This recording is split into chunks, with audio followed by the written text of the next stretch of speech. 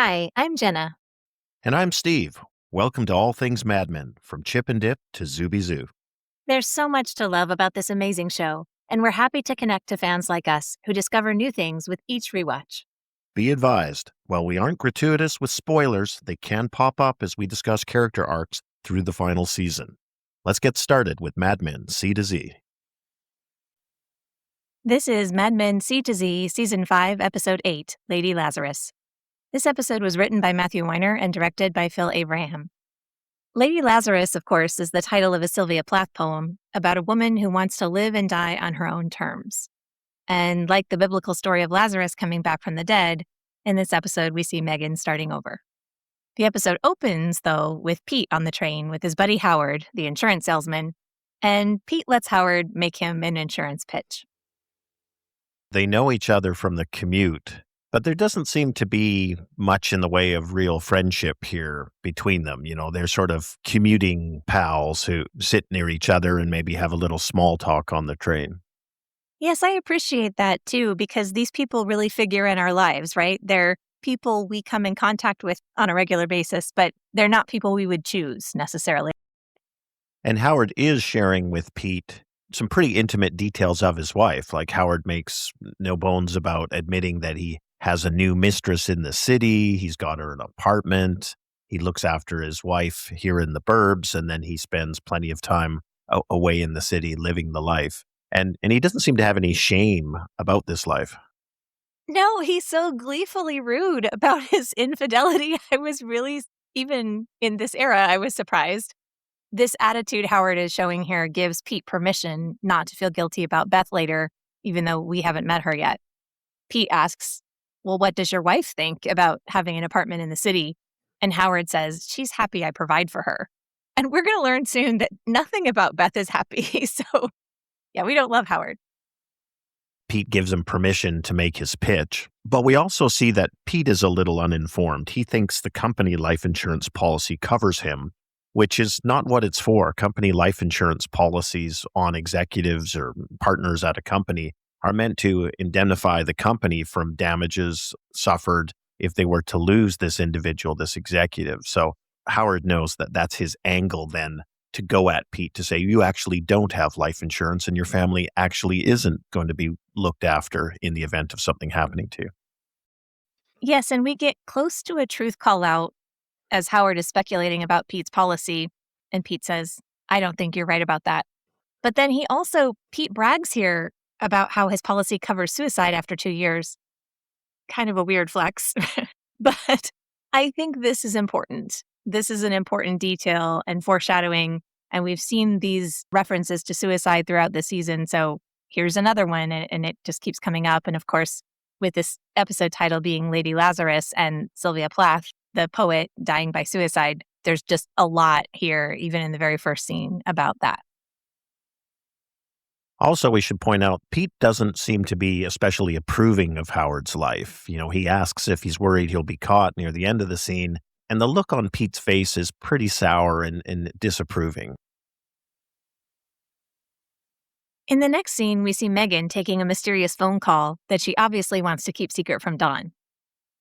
I don't think I ever believed this could be an affair, but we also don't ever really get to see Megan's life outside of Dawn or Peggy and work. You know, we don't follow her for a day, so we're not sure what she does in her free time outside of her marriage to Dawn and her work day. So it's hard to make a guess about what this could be. Yeah, I think the makers of the series, though, are very clearly trying to insinuate that Megan is having some sort of illicit affair. Like, that's where the mind jumps on the first watch. Is that what you thought, though? Did you believe that of her? In the absence of anything else, yeah, I think I jumped there. Okay. I mean, it is a kind of a traditional expectation, so. It's just playing the odds, because you're right. It could be a million things, but. So as Megan goes to make her secret phone call, through the glass, we can see Ginsberg making a presentation to the Chevalier Blanc clients. The ad idea is a play on the 1964 Beatles movie, A Hard Day's Night. And that is a movie about a fictional day and the life story of the Beatles. So they're attracting a lot of fame and fans. And the tagline for the commercial is Chevalier Blanc, more trouble than it's worth. And Ginsberg compares the end of the spot to the end of the birds, Hitchcock's 1963 horror film. So, like, the horde of girls are just that threatening. It's clear here that the clients want to tap into this hip new culture. So they're really focused on, what kind of music would it be? It needs to bring chaos and fun and that adolescent joy, all these things that they associate with the Beatles. After the clients leave, we can see how detached Don is from that. He's very much of a prior generation. And although he's cognizant that there is this youth culture going on, I think it's obvious Don perceives himself as outside of it, and he's really not up to speed. He's looking to Stan and Michael to be the lead on the music since they're young and presumably hip. Except he doesn't trust them to choose the music because he decides he's going to just tell the team. He'll ask Megan what song and what band, and he says she'll know. And nobody on the team appreciates that all that much. But what a shift that Don puts trust in Megan like that, because he's leaning on her professional and her creative knowledge. Ever since Hines, he saw Megan differently. So she wasn't just his second chance to save himself and pretend his way into a happy life. Now Megan is actually useful at the firm. And I think that surprised him to discover that about her. In his commentary, Matthew Weiner talks about how advertising is on a bit of a treadmill. It's always struggling to keep up with what's hip and cool. However, once advertising gets what's hip and cool in its clutches, that's probably the death knell for whatever was hip and cool, and something new is now coming in to replace it that hasn't been embraced by the mainstream and commercialized to that extent. I also wanted to make a brief point going back to this line. The client says, all we want is the chaos and fun, that adolescent joy. And you talked about Don not feeling that or being separate from it. But Roger and Pete also have been lamenting what they've lost as time passes, even though all of them have a lot to appreciate. So I just thought it was such a funny line. And also, I think Roger should put chaos and joy on a t-shirt. And maybe adolescent joy should go on his business cards because it's kind of his mantra now. It's a rough time to be getting older in this period of the mid to late 60s because that break with the past is just so profound. It reminds me of that Rolling Stones lyric from Mother's Little Helper, what a drag it is getting old. Or even the Who, My Generation, hope I die before I get old. Pete, Roger, and Don are all facing that dynamic. And the irony is recently we've seen Roger, since his acid trip, basically do much better with it because he seems to have let go a lot of his lamenting and looking backwards and really seems to be starting to live in the moment and embrace the present in a much more positive way. And that's a great segue into the next scene, because I feel like this scene between Roger and Pete almost seems like a throwaway bit, but it does two really important things. First, we've seen Roger begrudge Pete for edging him out of the business. And here in the scene, as you say, after his LSD trip and splitting up with Jane, it feels like Roger is genuinely more accepting of the fact that Pete's star is on the rise and his is fading. And Pete, of course, is suspicious of Roger being so easygoing and generous to him. So I love when Roger offers him skis from a client and Pete goes, do they explode or something? Yeah, I think Vincent Kartheiser does a great job of showing exactly that hesitation and suspicion of sort of what is Roger up to? What's the catch here? And as he realizes there really is no catch, then he lightens up and his mood brightens. Pete's arriving, I think, and we can see how happy that makes him, at least professionally. He is arriving, but in this scene, I don't see him made happy by it. He's awkwardly hauling the skis out, which is great because Roger goes, I got to see that. But the skis aren't making him happy. And the client asking for him and Roger knowing about it doesn't make him happy. None of this is enough. And that's striking because you're right. In the past, Pete is very happy to be the favorite and to be the most successful in the room. But that's the important business here. If you look at his face, he isn't smarmy and showing off in front of Roger. It's not the dream he wanted. Yeah, it seems to be almost this careful what you wish for, you might get it. And now he's finally getting to hold it in his hands. And yeah, you're right there. It doesn't seem to be everything he imagined it would be. the next question is, okay, then what is it you're seeking? And I'm not sure he knows the answer to that. In our next scene, Megan and Don have a quick conversation. He's leaving for a client dinner and she says she's staying at work. And Don asks her, when did music become so important? Everybody's looking for that one song. I don't know what's out there. And Don seems a lot less cool than he has been to ask this. I mean, no judgment. I certainly feel out of touch now. It might be a giveaway about Don growing up poor, but my grandmother lived through the Depression and World War II, and she talked about going to dances and big band music, and there's so much 50s rock and roll. So I understand Dick Whitman wouldn't have listened to music as a child where he grew up, but surely he'd find his way to it before now, especially in New York. So this seems really out of touch for him, especially as an artistic person, to not have a connection to music or understand its importance. I think it's hard for us in modern times to just grasp how much more limited your access was to music back in the day. A lot of music was very limited to sort of this top 10 of, these are the 10 popular songs across the country. They're constantly changing. Even the idea of, concept albums. And we'll see later in this episode when Revolver comes into play.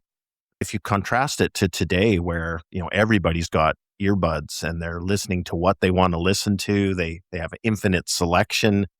I think it's hard to grasp just how much more restrained music was, even though it's causing these massive scenes, like the popularity of Elvis or when the Beatles came and did their concerts or on the Ed Sullivan Show. It's really breaking through into a newness and a dominance. The notion that Mick Jagger would still be dancing around in his 80s was ridiculous. It's interesting, too, that Megan is so much more comfortable with the ambiguity about music because she says, it's always changing. No one can keep up. And she's young and Don isn't. Also, this really is helping us see Megan has capacity for change in a way that's starting to narrow for Don, and that's important in this episode. Yeah, I think the writing is really trying to emphasize that age gap between the two of them. It's not just the age, it is the profound difference in the generations. So Don has taken off for his client dinner. Peggy's working in the creative lounge, and she sees Megan come out in a new dress. It's different from what she wore to work. And I actually love this moment here because it tells an important story. Peggy loves staying late and getting her work exactly right. So Megan is checking in about this project, and she says, they're exactly the way you dictated them to me. And Peggy isn't blaming Megan. She's just enjoying the problem of improving the work. If Megan sat down and wanted to brainstorm how to take the work from a 7.5 to a 7.9, Peggy would love that conversation with her. But Megan did the work, the 7.5 is good enough, and she's not going to lose sleep over it. And I love that Peggy giggles at herself about it. She knows she's in her head. She's not looking at Megan like she's a slacker because she's ready to leave. She knows she's a little intense about it. And she laughs, and she also leans into her intensity about work. And I think that's a really kind thing to Megan and a really self-aware thing for Peggy. And also a very confident thing to say, this is important to me. I'm staying late. I'm going to get it just right and have that satisfaction. And we've talked about the costs for Peggy of being that way. She's the earlier version of Don Draper. That's exactly what Don Draper would do, except it's okay if he comes home late or doesn't go out to the burbs because he can go to his mistress in the city. But, back when Don was focused on the work, he's the kind of guy who would, like you say, try and take it from a 7.5 to a 7.9 by working late. And that's where Peggy is now. So it's interesting to see this parallel. She really is his protege in so many ways. Later that night, we see Pete getting off the train, and he heads to his car with his skis, awkwardly again. And here he meets Howard's wife. Beth Dawes is played by Alexis Bledel, who was Rory Gilmore on The Gilmore Girls. And she later married Vincent Kartheiser, who plays Pete Campbell, and they met on the Mad Men set. You may also recognize Alexis Bledel from The Handmaid's Tale, where she starred with Elizabeth Moss, actually. She also had performances in The Sisterhood of the Traveling Pants and in Sin City. Pete doesn't really want to have anything to do with Beth at first. He knows Howard's secret. It becomes immediately clear that she not only knows, but she knows Pete knows. And almost everything Beth says is sad and unusually honest. He's a Dykeman Campbell, so he's doing all the right small talk and ensuring he doesn't reveal any of Howard's confidences. But through all of that, Beth is speaking her truth. We can see this makes Pete uncomfortable. He'd be much more comfortable if she just stuck to the social graces, and she just doesn't have any of that gloss on her. No, and there's nothing romantic or insidious on Pete's side as he's driving her home. She talks about homeless people becoming invisible. And she says, I never heard your name, yet you know where he is, and I don't, about her husband. And she tells Pete he's an awful driver. And I would think all of these things, any one of these things individually, would make Pete really detached from her. But I think Pete is so lonely and sad himself that even though this isn't proper conversation, I feel like it's a relief to him to find somebody else who's struggling and lost. In spite of himself, he seems a little bit intrigued. Well, and the irony is even greater because if Howard really was working late or entertaining clients or something, that would be sad that Pete knows that's what he's doing and Beth doesn't in this conversation where she's sharing what verges on intimate details of the pain or dysfunction in her relationship with Howard. Yes, and the tragedy of her marriage is actually in this conversation when she says, we got an apartment in the city, and then she kind of laughs under the word we, because it's not for her, and she knows exactly what he's using it for. It's really sad, and the fact that she's saying this to Pete is really awkward because they just met. But at the same time, he does know, and she knows he knows this. This is weird bro code, but it's so bad that she might as well just talk about it because the truth of it is so painful anyway. What does it matter if Pete knows how terrible it is? Because she's in a really bad place. We're going to find out more about that. But the misery starts right here. Well, and this is such a recurring theme of Mad Men, right? It's this putting on airs, these masks that people wear because they understand that's the societal expectation or that's what people do, when the messy reality behind the mask is so different. I don't think Beth has any illusions about the status of her marriage and what Howard's up to. And I also don't get the sense that she's saying any of this to manipulate him or she has any designs.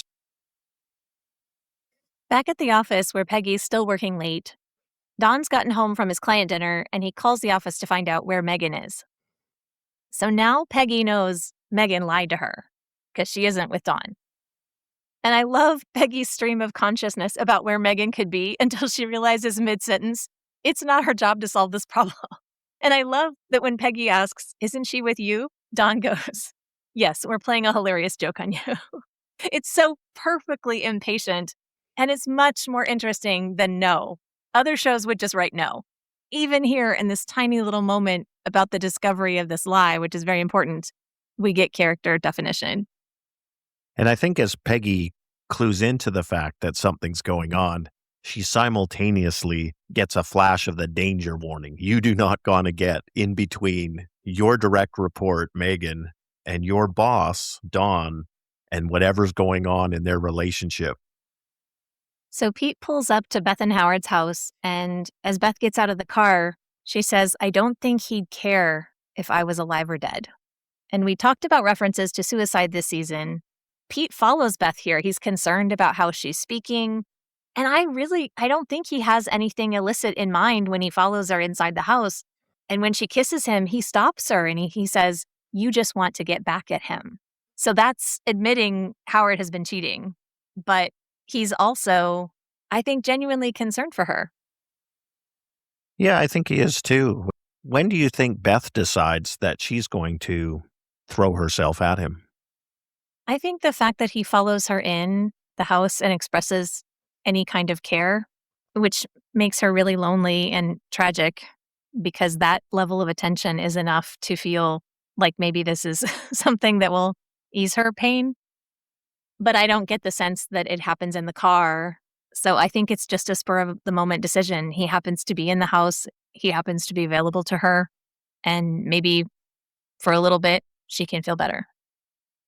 Yeah, that's my vibe too. I don't think she had designs on him at all. I think it is just a physical diversion in the moment.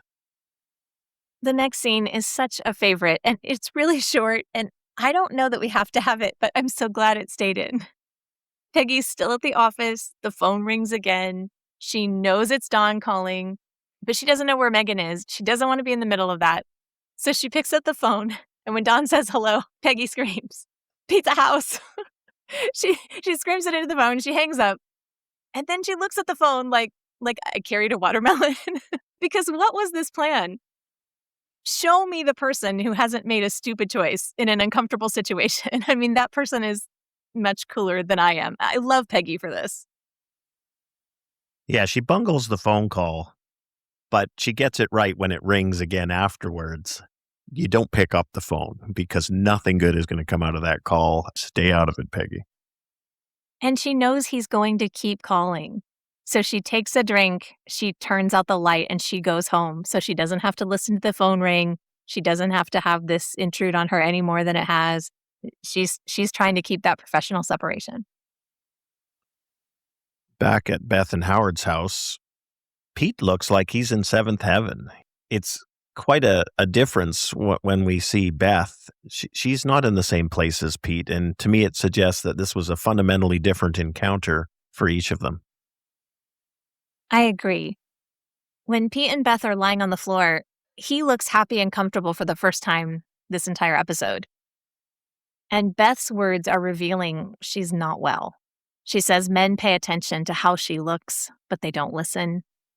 And she talks about the pictures of the Earth from space. She says it didn't bother you to see the Earth tiny and unprotected and surrounded by darkness. And this absolutely reveals how vulnerable she sees the planet and her life.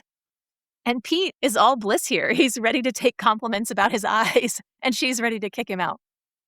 And she really initiates and drives that sort of, it's over, get dressed and time for you to go. I'm not looking for anything more than this. This was just a little escape. And I think Pete's hopes are much higher that this is the beginning of something bigger, something that makes him feel good about himself. And that's clearly not on her agenda at all. It's kind of a weird encounter because I don't quite believe Pete would have fallen for her this strongly already. And I'm also surprised that she uses him in this way and she's so cavalier about it and is done with him. Well, and I think Pete probably interpreted her need as a sign of her own vulnerability. But the irony is, after the act, he's the one who seems vulnerable. That's an interesting flip, I think, from what at least Pete was expecting this to be about.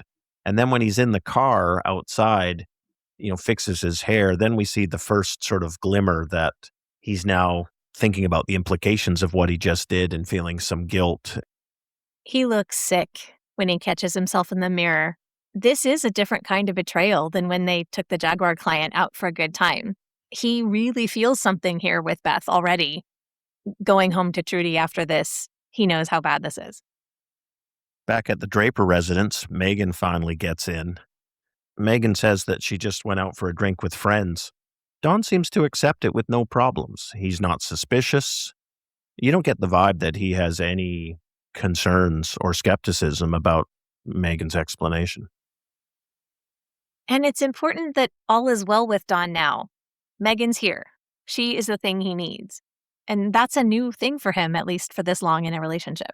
He's been the one coming home late with a lie for so long. Yeah, you'd think if anybody was going to be a little jumpy about that or paranoid, wouldn't it be Don Draper, just knowing his own history? Or maybe it makes sense because you know how sometimes smart people think they're the only smart people in the room? Maybe Don is so deceptive, he thinks he's the only liar in the room who can get away with things, and he doesn't suspect other people, especially people he loves, of being able to trick him. Yeah, and that might make sense because if I think back to, when Bobby really upset him when she said they were the same, how angry he was at that and how much it upset him. So that would fit for Don Draper.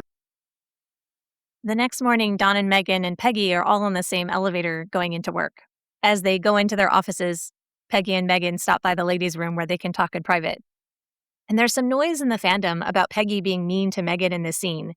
But I don't read it that way at all. She's impatient, but she's honest. And Megan here is guilty and apologetic. She reveals she was on a callback for an audition. Peggy doesn't take that seriously at all. She cannot imagine a better career than this. I mean, she's lucky because she loves her work and she knows Megan is good at it, so she assumes Megan has that same mindset about it. And you could read it as self-centered of Peggy to assume everyone wants to be a copywriter the way she does. But she's also being kind in the way she knows how. She tells Megan she shouldn't give up, and she wouldn't say that if she didn't believe Megan had talent. And let's remember, it's a pain for Peggy to have Megan on the team in the first place. Dawn regularly takes Megan away early. Peggy is down a person on her team every time that happens, and she has to tread more carefully because Megan reports to her, but she's Dawn's wife, so Peggy can't offend Megan. It would be a lot easier if Megan left, but Peggy encourages her to stay because Peggy loves it and assumes that means Megan does too. If I'm Megan, I'm noting this conversation because it's really a dry run of talking to Don Draper. But the difference in this conversation is they're not in a romantic relationship. So it's purely professional. And I think, like you mentioned, Peggy's trying to be reasonable, both as a boss and as someone who's very committed to her creative profession. And then also see the individual that is Megan and to try and wrap her head around the fact that, hey, maybe it's not everybody's dream. And we can see how sort of tense the conversation is. Because like you mentioned, Peggy does start off, kind of digging her teeth into Megan a bit here about, people would kill for this job. What are you doing? What do you mean you don't want to do it? And then we can see Peggy get her head around it during the course of the conversation to say, well, if that's not the way you're cut out, okay, then, maybe you are right to do it.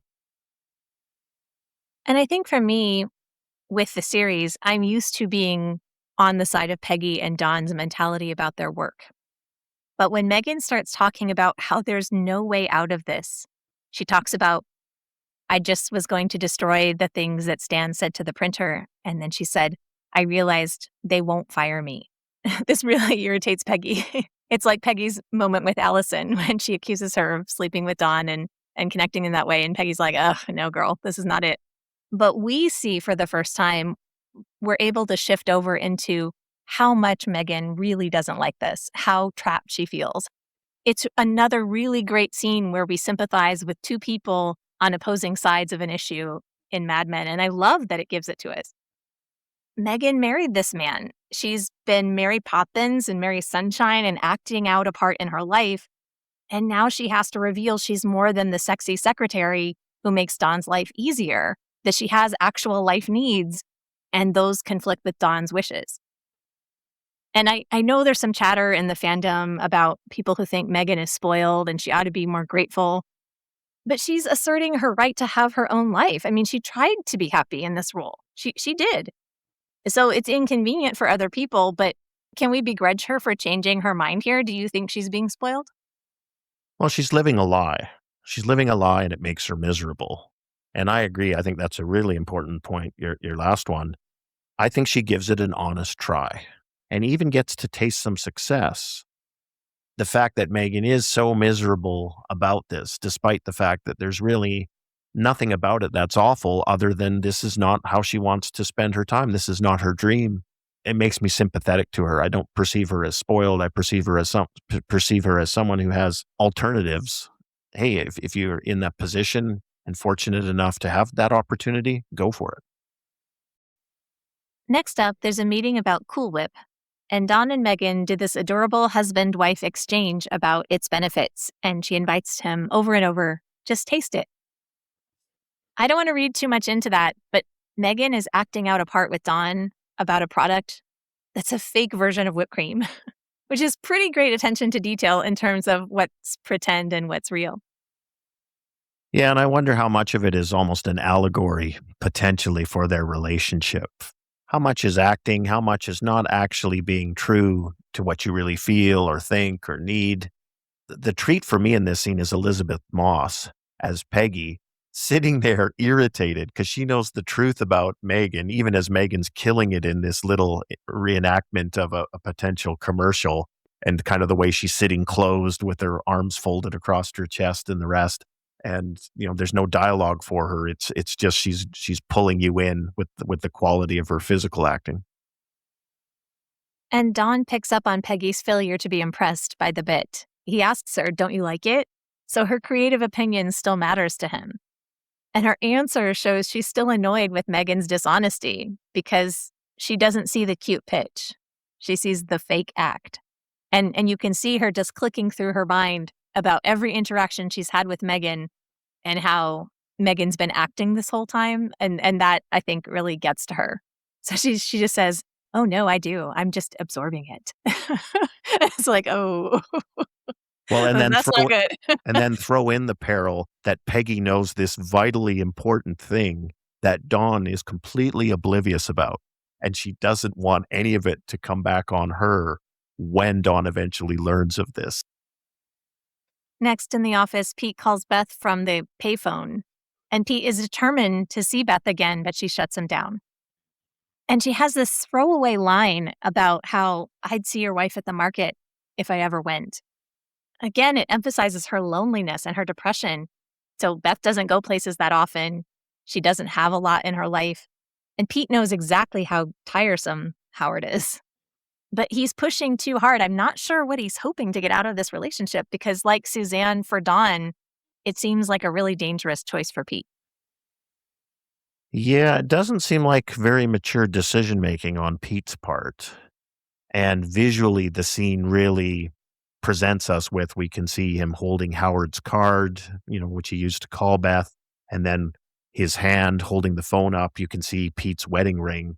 So it's very clear that he has obligations, and this represents an emotional betrayal. And like you mentioned, Beth shuts it down. She is not interested in it. She says, just enjoy the good memory. Don't call me again. And as we know from Pete, he's not very good at taking no for an answer sometimes. They also have this gag with Harry where he says "just a minute" to who he's with and he comes over. And it's like, "Harry, what do you want?" "Nothing. You came over to me. You opened the door." It's like, why did they have that? But again, it's totally real because these awkward moments between people happen all the time. So it's Pete being really worried somebody's going to discover his secret. So he's trying to be on guard about that. Rich Summer doesn't really get a lot of material this season, but he makes so much of these little moments he has. And I like that he gets a little bit of comedic time. He does a great job. Yeah, I think he's really perfect. And it's just a wonderful little gem parked in the middle of this scene. We've had an earlier scene where Don's wife wears no makeup and wakes him up in the middle of the night to tell him truths he doesn't want to hear. In A Night to Remember, Betty confronts Don about cheating and whether he loves her. And here, Megan, makeup free, wakes Don up in the middle of the night to talk to him about acting. And this is a lot bigger rejection than Megan not sharing Don's affinity for orange sherbet. I mean, if she had cheated on him and had a fling with some guy, it probably would hurt him less than her saying she doesn't want to do this job. Advertising is a core part of Don's identity, just like Peggy. So Megan saying she doesn't want to do it feels a lot more personal. We crap on Don Draper all the time, but in this moment with her, despite whatever's going through his head, because I agree with what you just said, I think he acquits himself very well here. He doesn't say anything cruel. He doesn't try and shut her down. He makes a few sort of weak, soft suggestions and then realizes she's bound and determined on this course. By the end of the conversation, Megan's feeling great. She's spilled this great secret to her husband. He's taken it about as well as she could hope he would take it.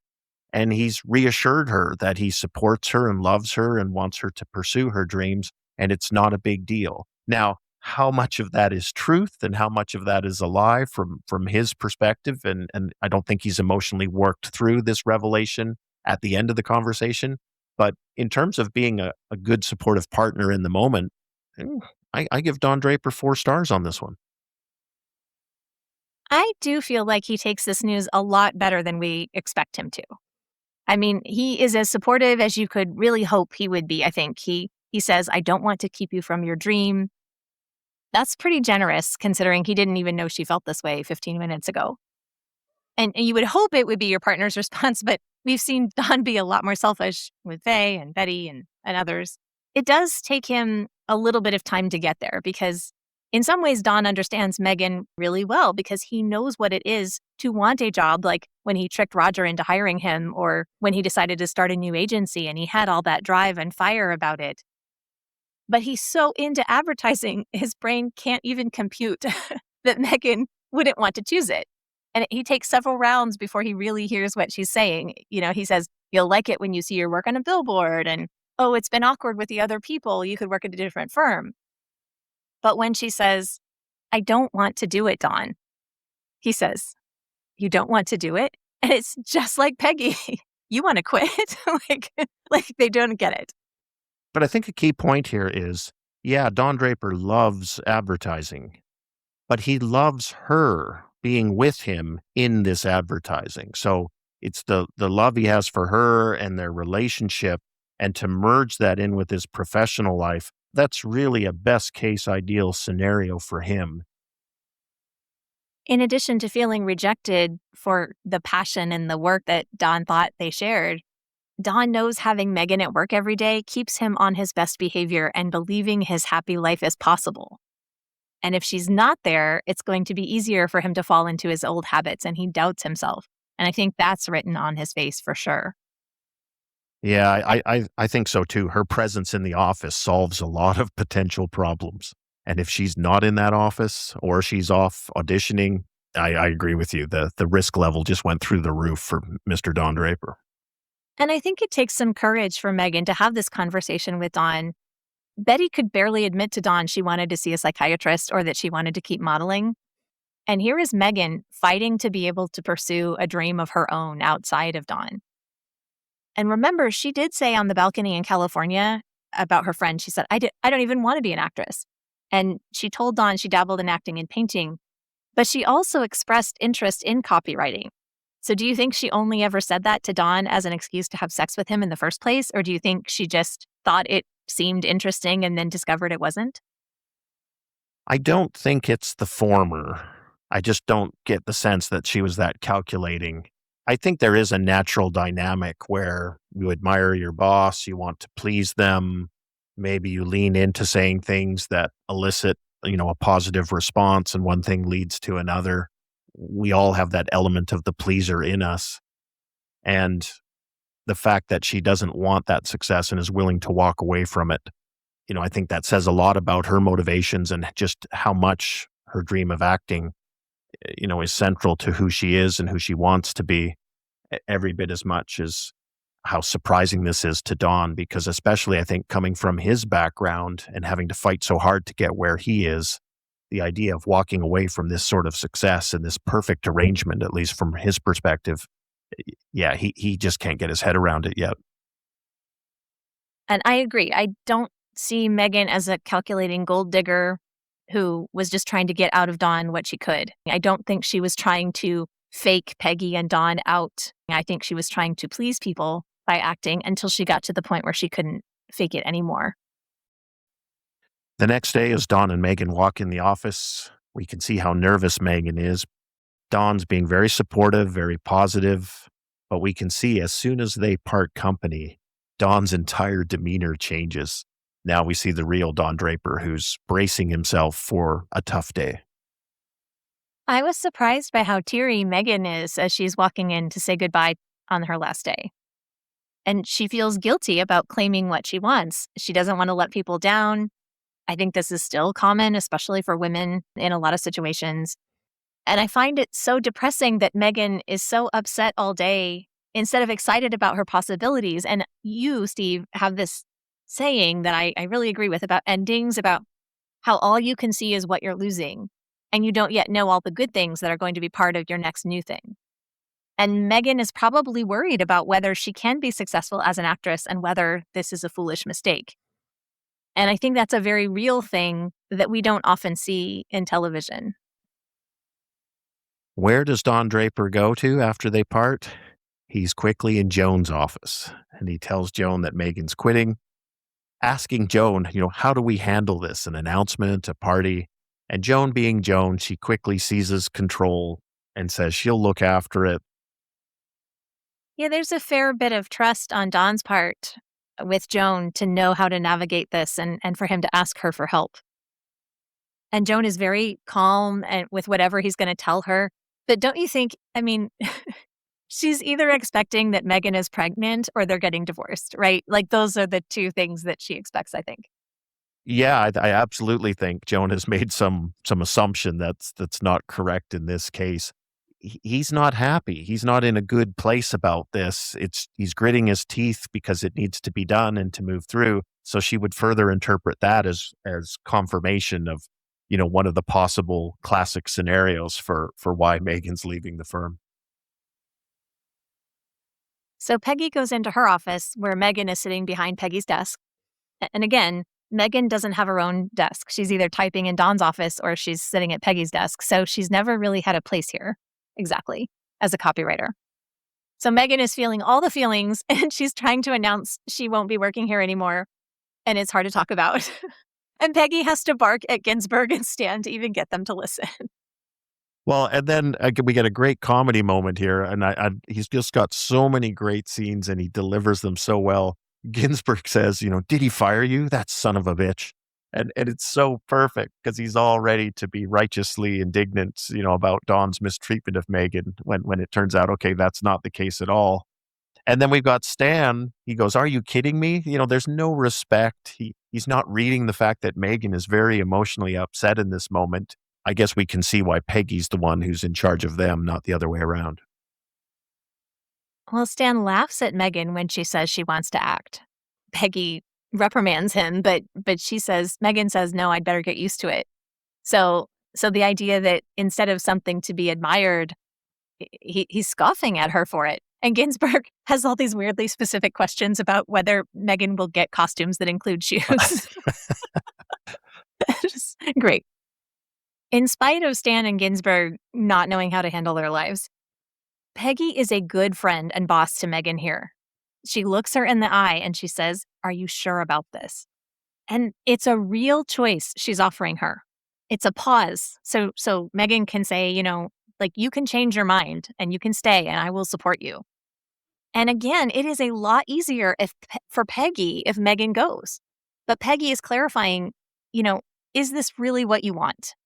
And then Peggy respects it. She tells the guys it takes a lot of guts to leave. Ginsburg has a funny bit about Megan owing him $15 for lunch. What's he going to do? Ask Don for it. And this is so real because Megan wasn't trying to take advantage of Ginsburg, but $15 to her is not the same thing it is to him. Well, and then Stan pops the bubble of self-importance about advertising and what they're even doing here, to say, oh, it's not a choice between living the dream and advertising and this pipe dream of going off to acting.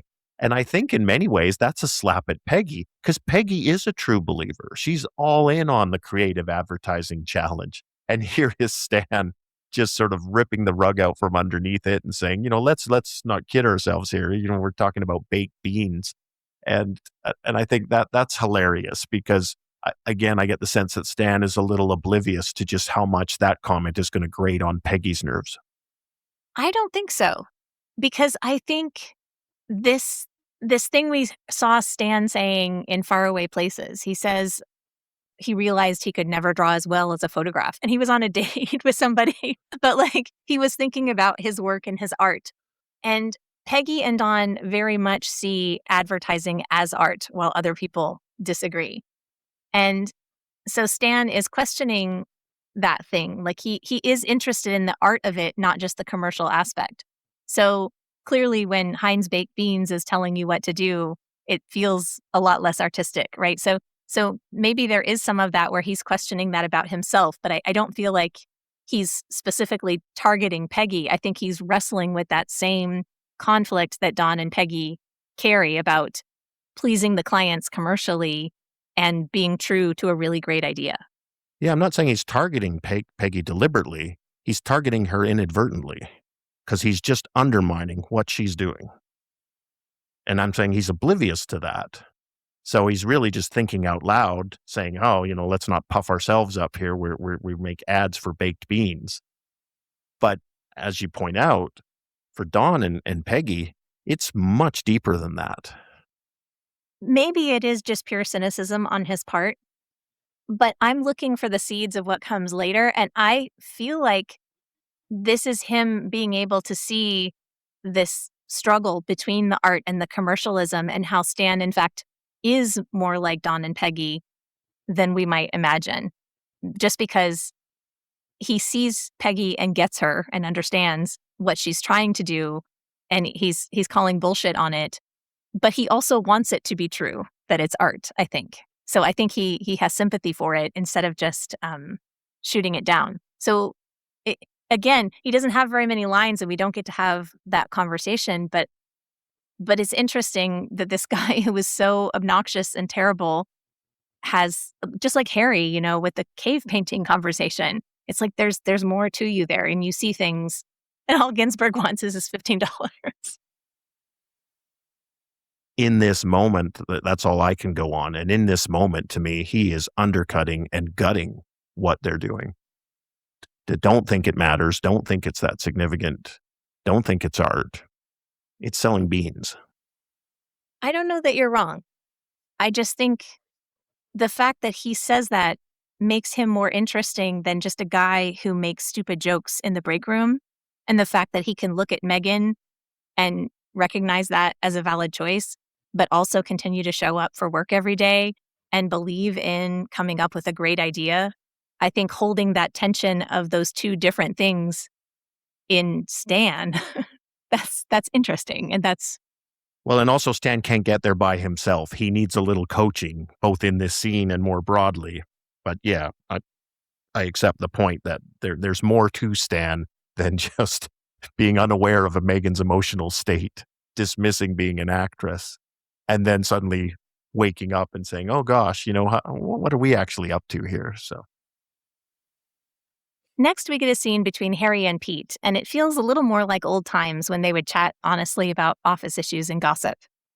So Harry's talking about Megan leaving, and he's glad because he'll be more comfortable after his faux pas about Zooby Zooby Zoo.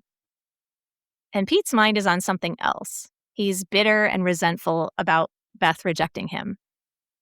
And when Pete is venting, Harry's first guess is that Trudy's pregnant again. And when Pete asks, have you seen the pictures of Earth from space? Do they make you feel small and insignificant? Harry goes, no, Jennifer does that. Nice, Harry. I also like, you can see the relief on Harry's face when it's clear. We're not talking about Jennifer. We're not talking about Trudy. And we're not talking about Megan here. So he realizes Pete has brought him into something with which he's unfamiliar. And that just removes all stakes for Harry. And you can just see the relief on his face to say whatever he says next isn't going to get him into direct trouble. Just a minute about these photos. I assumed this was going to be the famous blue marble full Earth photo, but that wasn't until 1972. And there was another Earthrise photo taken in 1968, but the 1966 pictures they're talking about are the first photos of Earth taken from lunar orbit. We'll link them in on our website for this episode. Pete goes on to talk about how unfair it is that women say one thing to lead you on. And in one of the most petulant things, and this is saying something because it's Pete, the line is, why do they get to decide what's going to happen? And this frustration and close-mindedness, given that he stared openly at Peggy and criticized her outfit in the pilot, and later insisted nothing happened between them, and he told her she had an active imagination when she talked to him about being unprofessional. I mean, Peggy and the au pair did not decide how that happened. Trudy didn't decide to be cheated on. She didn't want to be pushed into meeting up with her ex to get Pete's story published. Pete is such a small man, and he's such a power-crazy penguin, and for him to complain, why do they get to decide? I mean, oh, so sad for you, Pete. Sorry. Well, I think we got to explain the power crazy penguin reference. In the Lego game for Batman, there are little scenarios, and one of them was called Power Crazy Penguin. And our son used to love playing that, and he would just keep repeating the scenario, and he would always be talking about Power Crazy Penguin. So that's become our shorthand for people who want all the power and really don't care about the implications for anyone else. I feel like if you're not using Power Crazy Penguin in day-to-day speech, you're missing out. This should just be a thing you add to your vocabulary. It is a treasured one, and I'm never going to stop using it. The thing for me on Pete is he just feels so sorry for himself. And it's like he's such a whiny baby. It's definitely one of the main things I just hate about this character. It's nice to get back to the Pete Campbell that I just hate and despise. So this next scene, Dawn saying goodbye to Megan as she goes to her lunch in the elevator. It's pretty short. You could miss the significance because there's no dialogue after Dawn says goodbye to Megan. And you could imagine it's just one of those random encounters in life that make Mad Men more realistic. But the symbolism of this sense of falling, so as Dawn sees down into the elevator shaft, in the introduction sequence, a man is falling outside the buildings. And here, Dawn is looking into this interior elevator shaft. He can see down into the hole, the pit, the emptiness on the inside.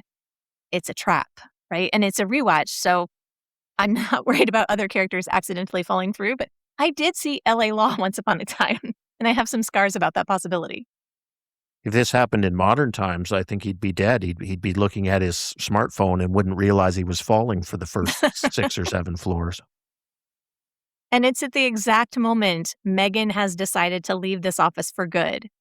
And now, instead of putting all his hopes for happiness and redemption into Megan, Don's going to have to do what Faye told him at the end of last season. He's stuck trying to be a person like the rest of us. And when you're stuck trying to be a person, what better way to start than go back to your office, pour yourself a drink? So Ken brings in a Beatles-esque song from the client for the Chevalier Blanc commercial. This is a Wedgwoods cover of the song September in the Rain. Dinah Washington covered it in 1961, and we'll link to that version on our website episode page. It was originally written in 1937 for a movie called Melody for Two. Please watch Ken slightly awkward dancing to this music. He's going along and getting along. Ginsberg, though, not a fan. He has such a great line when he asks them to turn it off because it's stabbing him in his fucking heart. Yeah, for those keeping score, this would be the third F-bomb in the series. The first one coming from Pete in the pilot, directed to Dawn, and the second one from Roger to Pete about losing North American aviation. I guess it tracks that somebody like Ginsberg, who sees horror in Cinderella, he's going to find a happy, soothing tune pretty distasteful. Well, I think it's highlighting the generational gap again. The olds can't really tell the difference between some half-baked cover impersonation of a Beatles sound, whereas the young generation, which is, wed to the music and gets the music, sees this for what it is. It's a counterfeit. It's a fake. And we're not even talking about an original composition by the Beatles here. It's a cover of a cover. And it just makes it that much more awful, the second derivative of mediocrity. And I love that Ginsberg represents that with his comment. Because like you say, we've got the accountman Ken. He doesn't care what sort of crap he's shoveling, as long as it gets the account across the finish line and they're making money off it. Old Don Draper can't tell the difference either. He just wants something that makes the client happy and solves the creative challenge in front of them. Ginsberg here is representing that integrity to the music itself, and that this has nothing to do with that music. This is a commercial prostitution of it. Ken delicately mentions to Dawn, the clients are expecting Dawn and Megan to do their just taste it bit. And now that Megan's gone, Dawn says Peggy can fill in. It feels reasonable for them to ask Megan to come back and do this, but Dawn is trying to do right by Megan. He's trying to let her go and not tie her to any of this work. Does Dawn really appreciate how well Megan did it? And does some part of him really think, oh yeah, like she's interchangeable here, like Peggy can pull it off? Maybe not exactly as good, but close in the neighborhood. Let's see how that works out. Oh, that's interesting. Kind of like Duck thought that all creatives were interchangeable. You could just get anybody can write copy. That's funny. Like Dawn thinks anybody can act. So next, Pete sees Howard on the train. I'm not sure what the conversational protocol is the first time you see a guy when you just had sex with his wife in their living room. I'm pretty sure you don't invite yourself over for dinner. That's not going to stop Pete Campbell.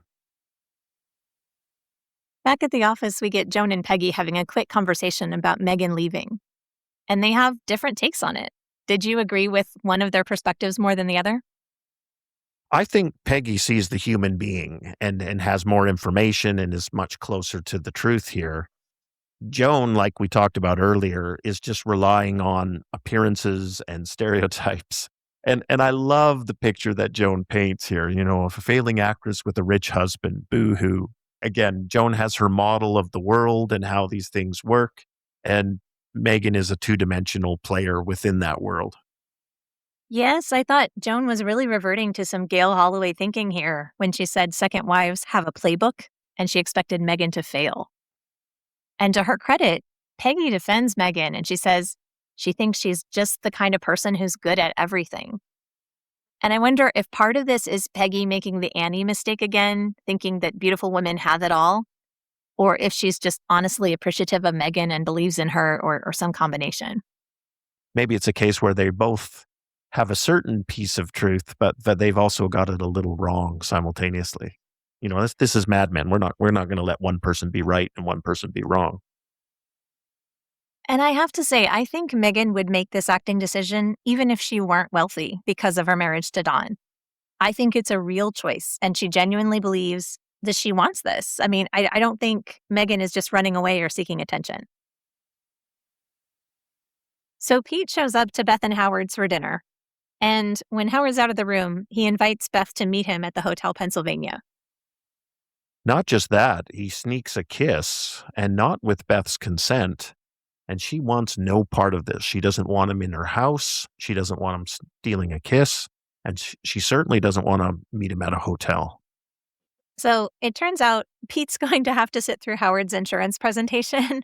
But, Pete's been through a lot of client dinners. So when he realizes Beth hasn't told on him, he's willing to put up with the pitch for a chance to see her again. And I find this a little hard to believe. Again, they don't really know each other. She's not very encouraging. But we see Pete emulating Dawn a lot this season. And just like Megan is a lifeline for Dawn, it seems like Pete is building Beth into a lifeline, that he needs somebody who will say uncomfortable truths to feel real again. And his whole world is people saying predictable things to try to elbow each other to get advantages. And here's somebody else who feels empty. And that means he's not alone. And plus, she's gorgeous, so that doesn't hurt.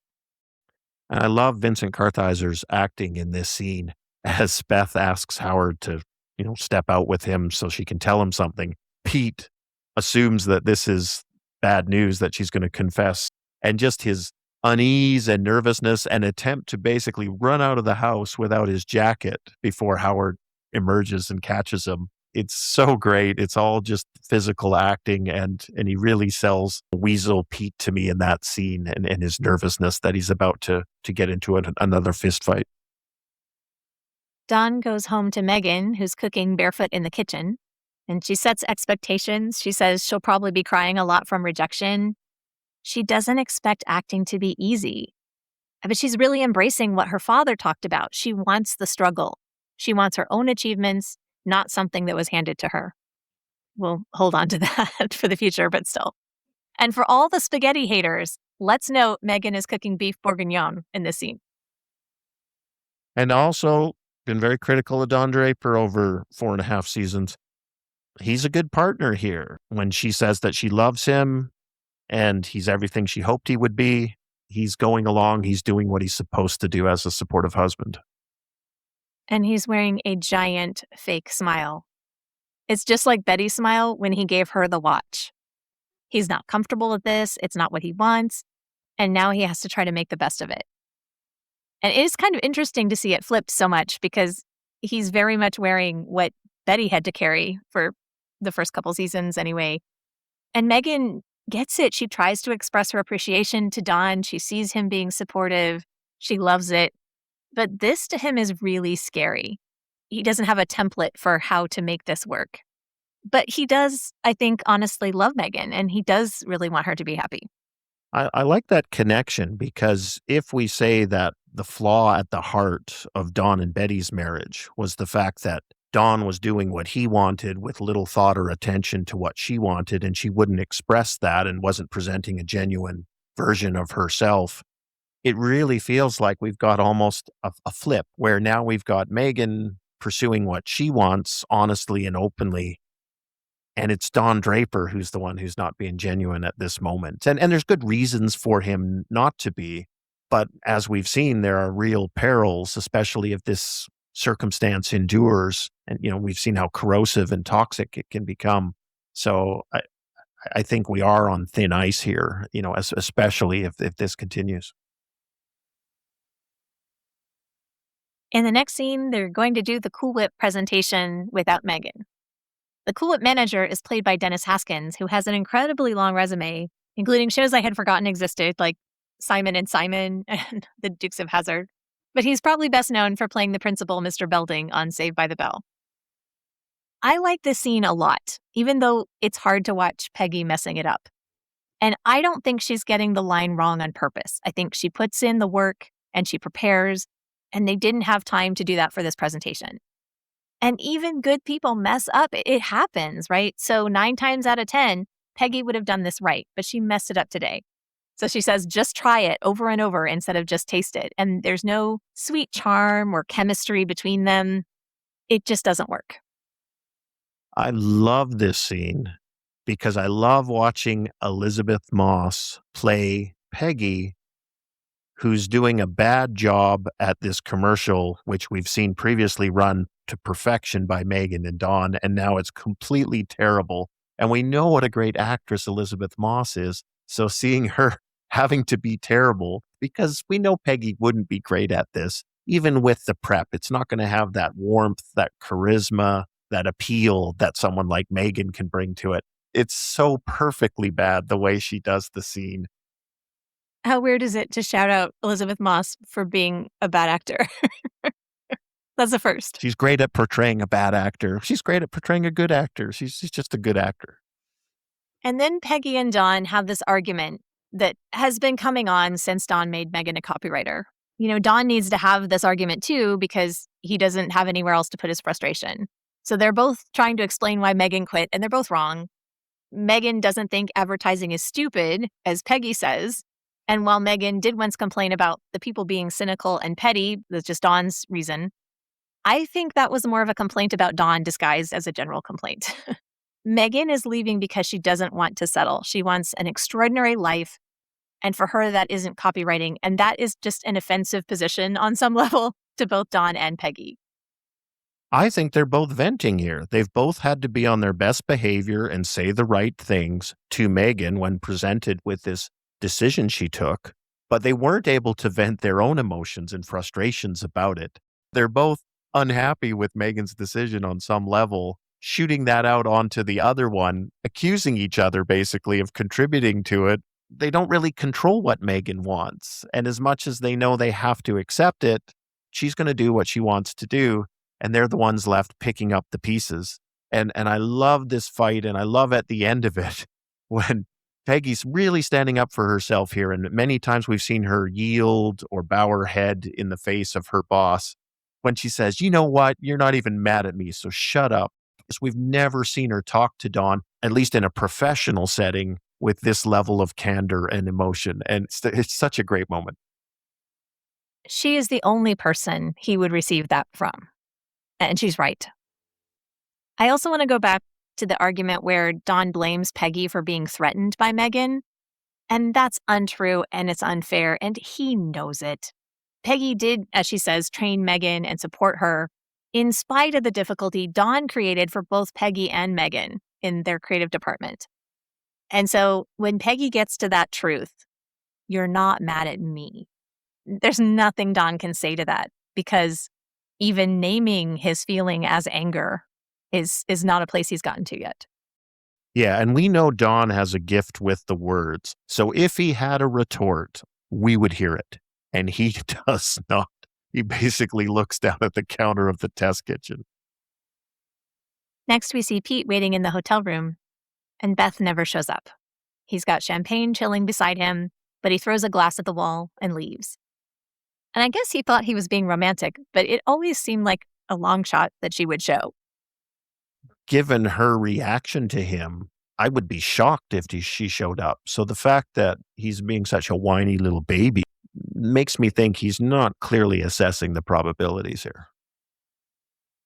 And back at the office, Roger and Dawn have a pretty honest conversation, and we finally get to hear Dawn's perspective that we didn't hear when he talked to Megan, or Peggy for that matter. And he and Roger both see choosing their professions as a little bit self-indulgent, even though both of them are pretty self-indulgent, generally speaking. We find out Megan isn't interested in having a baby. And Dawn says about Megan, why shouldn't she do what she wants? I don't want her to end up like Betty or her mother. And I love that he's actually thinking about Megan. Well, and we also see the divide between Roger and Dawn here. Dawn comes from a hardscrabble background, and it's something of a miracle that he's gotten to where he is given his background. Roger is born into this world. Is it what he really wanted to do? It doesn't matter. He's looked after, he's cared for, he's got all this wealth and luxury and privilege, and he's always had it. Dawn has had to fight and scrap to climb up to the same place. Dawn is a product of desperation and requirement, whereas Roger is a product of privilege and good fortune. And we can see that neither man can really get their head around someone choosing to go with their heart like Megan does, where she's not desperate, but she's following her dream. She might succeed, she might fail, but she's that committed to it and she's going to go for that. That's not the experience of Roger or Dawn here. And I just love the contrast between the two of them. And it's an interesting modern American mantra, too. Follow your heart, do what you love. There are a lot of people for whom reality is in the way of that, for sure. And there are a lot of people for whom their fears are in the way of that, for sure. So it is an interesting generational divide to see Megan being a person who starts out and says, okay, I am going to struggle. I am going to go find that thing that lights me up inside versus earning a living or doing what my family expects of me. Yeah, and these older generations whose futures and choices were massively impacted by things like the Great Depression and then a world war, we can again see that generational disconnect between them and this new generation, which has enjoyed an affluence and privilege that was denied to them collectively, because we know Roger certainly wasn't denied anything. So it's a friction point because it's just a different world in this new generation insisting on pursuing its dreams. The other thing I'd say too is I agree with you, it's a cultural trope in the United States about follow your dreams and the rest. But if I were to think about all the people I know and how happy or unhappy they are with their profession or their life overall, I think for me, in my experience, it's a relatively small percentage of people who are in their dream job, who love what they do, or whose lives have ended up ideal and or somewhat close to the ideal. It seems like for all the aspiration of getting to that place, it's devilishly difficult to accomplish it. Going back to this line Don says when he is trying to think, why shouldn't she do what she wants? I don't want her to be like Betty or her mother. This line was huge to me because Don acted like Betty rejected him once she discovered his poor past and pretended he hadn't ignored her or belittled her, right? It was Betty's inability to appreciate him as being from a poor background that really caused the breakup of their marriage. But here, he sees Betty's bitterness looking back, and maybe he's not taking responsibility for it, but this is huge growth for him to try to give Megan some space, finally, and listen to her needs, which he hasn't done while Megan has been a copywriter. And he did that for Betty sometimes, and then generally his needs became the overriding factor. So for Don, this is a huge sacrifice to support Megan, and he's not being a whiny baby about it to her face, which he also did to Betty. I'm really impressed by his growth in this scene, or at least his intentions. We can't not mention Roger's line here, too, when he goes, Jane wanted to have a baby, but I thought, why do that to someone? It feels like this conversation, too, is a less emotional conversation. The other half of maybe two conversations, the one with Megan where he's being a good partner and saying all the right things despite not necessarily feeling those, then mutual venting with Peggy. And then here is almost the denouement with Roger, where the emotions are drained out of it. Roger's not defending or attacking, and Don can just sort of ponder. But we've seen how much work it's been for him throughout the episode to get to a place now where he's I think not just intellectually embracing the reality, but emotionally making his peace with it. So Dawn goes home, as per Roger's advice, and sees Megan before she leaves for her acting class. She's bought him a Beatles album in response to their talk earlier, so she's still supporting him and being thoughtful. And Dawn takes a drink as he watches Megan leave, and we get a montage as Dawn drops the record needle on the Revolver album. The closing song is Tomorrow Never Knows from this Beatles Revolver album, and the lyrics say, "It is not dying, it is not dying," and "Listen to the color of your dreams." And the song ends repeating, "Of the beginning, of the beginning." So these lyrics relate back to the episode title with the biblical story of Lazarus being resurrected to a new life, which Megan is experiencing. And they also could read as the suicide references we keep getting this season, along with, of course, the psychedelic sound representing the changing times to a man who's resisting changes. And a man who's of the earlier generation.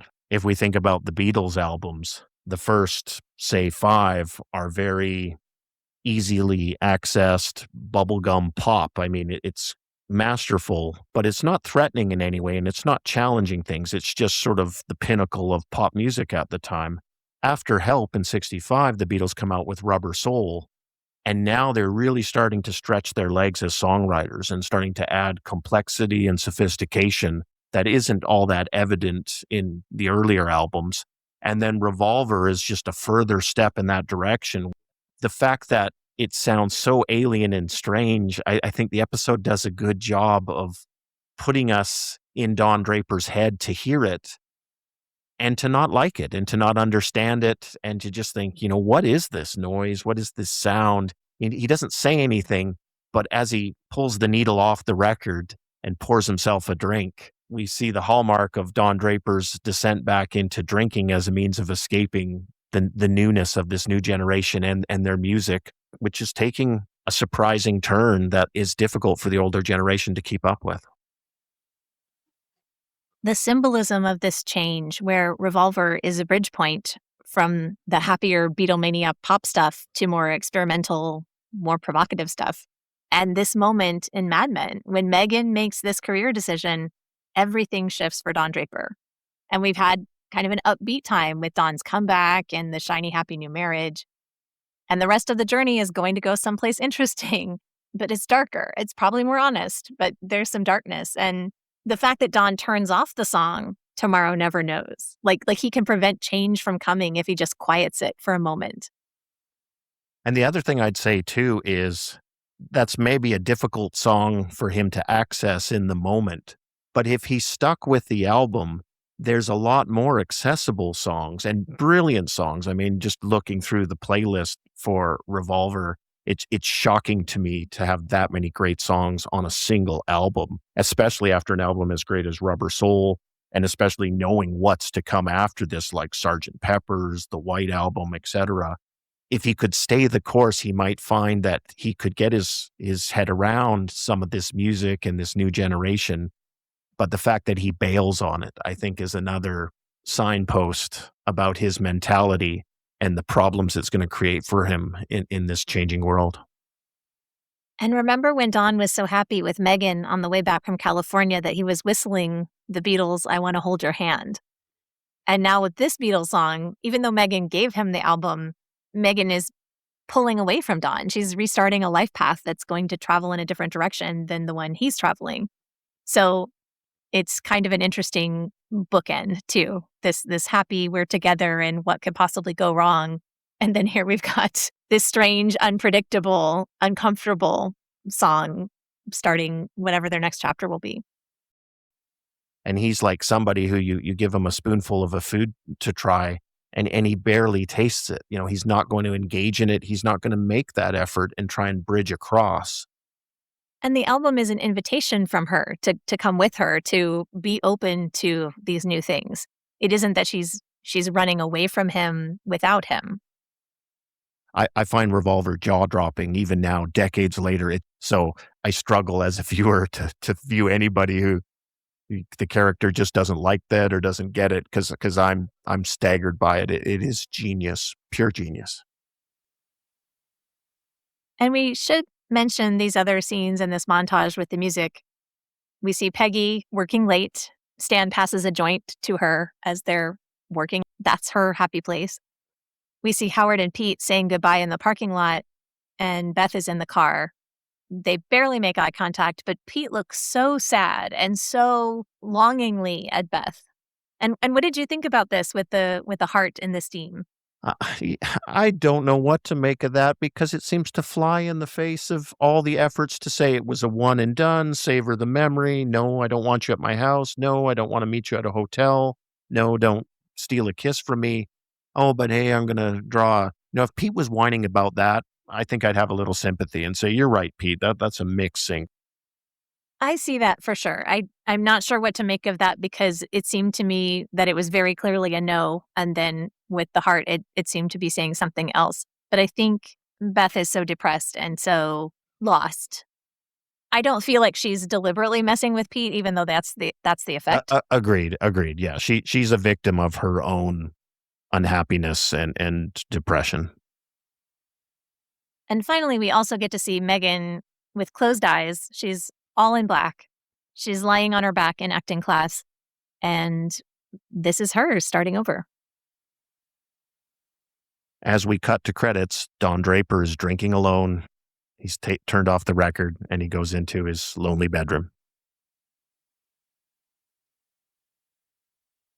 Our listener shout out today goes to Paul M. Thank you so much for your very kind feedback on YouTube. We're so happy you're listening, and we hope you keep enjoying the show. And thank you to all our listeners who are offering us such kind feedback and follows and shares and 5-star reviews. We really appreciate the support. That's it for this episode of All Things Mad Men, from Chip and Dip to Zooby Zoo. Visit our website, madmenctozee.com, to vote for your favorite Sterling lines and to share your opinions on our double dip questions for each episode. You can find us on Instagram and YouTube at madmenctozee, and please listen, like, and subscribe. That's what the podcast's for. Thanks for listening, everybody.